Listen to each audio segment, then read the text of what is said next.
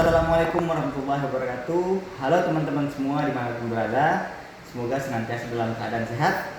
Kita bertemu kembali di mata kuliah komunikasi organisasi di sesi ke-8 atau sesi terakhir ini. Topik pembahasan kita yaitu hubungan komunikasi dengan perubahan, inovasi organisasi, dan manajemen konflik.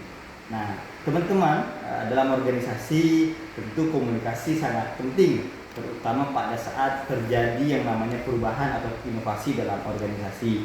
Ketika perusahaan ini kemudian merubah atau kemudian membuat hal baru, tentu semua anggota yang ada dalam perusahaan itu harus tahu apa yang akan kemudian dirubah, kenapa perlu dirubah, dan apa dampaknya kira-kira bagi organisasi maupun orang-orang yang ada di dalamnya.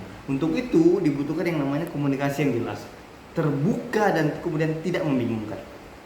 Jika komunikasi berjalan dengan baik teman-teman, maka kemudian karyawan lebih mudah untuk menerima perubahan dan tidak merasa ragu atau kemudian juga menolak. Nah, inovasi atau hal baru itu dalam organisasi juga sangat bergantung pada komunikasi. Dengan komunikasi yang baik, karyawan bisa kemudian dia bertukar ide, bekerja sama, kemudian juga saling percaya. Tentu namun dalam perubahan atau inovasi yang sering menimbulkan konflik, maka kemudian komunikasi juga dibutuhkan untuk menyelesaikan yang namanya konflik. Ini juga disebut sebagai manajemen konflik.